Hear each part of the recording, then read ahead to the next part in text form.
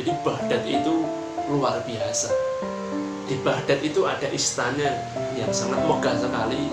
Tentunya itu istana Khalifah Harun Ar-Rasyid. Ini ada fotonya, istana Harun Ar-Rasyid yang sangat-sangat megah sekali waktu itu. Nah, kelompok kedua, Islam dibawa oleh keturunan Rasulullah SAW atau sering kita sebut Ahlul Bait. Salah satu Ahlul Bait yang membawa Islam ke Indonesia adalah Al-Habib Ahmad bin Isa Al-Muhajir. Muhajir, orang yang hijrah. Singkat cerita, dalam kisah itu beliau hijrah dari Baghdad yang sangat gemerlap dengan cahaya, dengan modernisasinya, itu pindah ke Hadramaut yang waktu itu kering. Hadramaut itu Yaman. Nah, kenapa Ahmad bin Isa Al-Muhajir itu pindah? Itu ternyata di Baghdad waktu itu ada kelompok-kelompok yang membenci sahabat Rasul. Sahabat Abu Bakar, Umar, Utsman itu dibenci.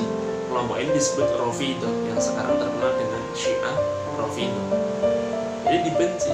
Nah, untuk menyelamatkan jiwa Ahmad bin Isa Al-Muhajir, beliau hijrah dari Baghdad ke Hadramaut, meskipun ke daerah yang sangat kering.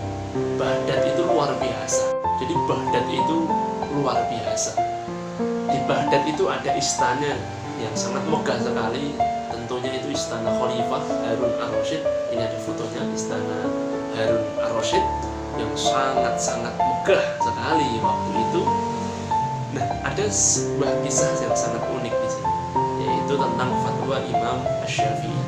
Harun Ar-Rasyid itu menjatuhkan talak kepada Zubaidah. Zubaidah, pokoknya kamu saya talak, saya ceraikan kamu, pokoknya saya benci sekali sama kamu. Pokoknya saya benci sekali, kalau malam hari ini kamu masih menginap di istana saya, maka jatuh talak. Nah, setelah ngomong seperti itu, Harun Ar-Rasyid itu kemudian dia tobat. Singkat cerita, dia tobat, kemudian Harun Ar-Rasyid ngomong sama Zubaidah, minta maaf Zubaidah, saya tadi khilaf, saya minta maaf. Pokoknya kayak sinetron gitu. Tapi sudah kadung ngomong, kalau malam hari ini kamu masih nginep di istana saya, maka jatuh talak. Akhirnya ngundang semua ulama-ulama.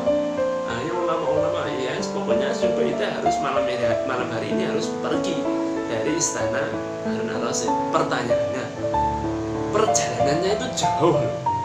Keluar dari pusat dari pusat istana keluar itu butuh waktu yang sangat lama. Ada sejarah yang mengatakan lebih dari 12 jam perjalanannya. Wallahu a'lam. Yang penting lama.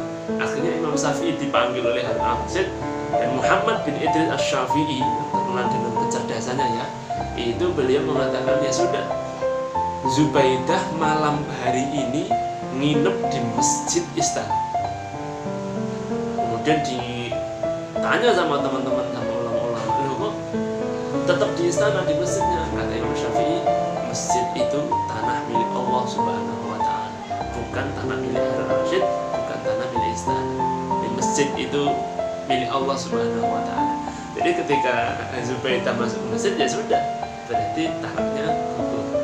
Itu kisah singkat tentang Muhammad bin Idris Asy-Syafi'i. Kemudian Ahmad bin Isa Al-Muhajir mempunyai keturunan dari Yaman, kemudian semuanya beberapa pindah ke Nusantara. Itulah gelombang kedua yang membawa Islam masuk ke Indonesia. Gelombang ketiga atau kelompok ketiga yang membawa Islam ke Nusantara, yaitu kerajaan-kerajaan yang bercorak jihad. Jadi kerajaan-kerajaan yang bercorak jihad dengan kerajaan-kerajaan yang bercorak membangun peradaban itu berbeda. Kalau kerajaan-kerajaan yang bercorak jihad itu kuat militernya, kuat tentaranya, tapi lemah dalam pembangunannya.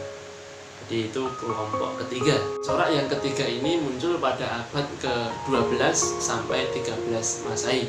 Ada Perlak Aceh, ada Samantroh, Samudra, Sumatera, ada Basai, itu Pasai, ada Malaka, dan semua kerajaan-kerajaan ini menjaga lalu lintas perdagangan yang ada di laut waktu itu. Dan masuk ke generasi keempat atau gelombang yang keempat, corak yang keempat. Ini tim yang sangat solid. Ini tim yang sangat luar biasa menyebarkan ajaran Islam ke Nusantara, yang berfokus pada pusat Nusantara waktu itu adalah Jawa.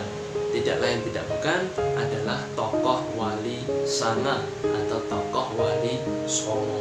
Tim solid Wali Songo ini akan kita bahas di pertemuan yang akan datang.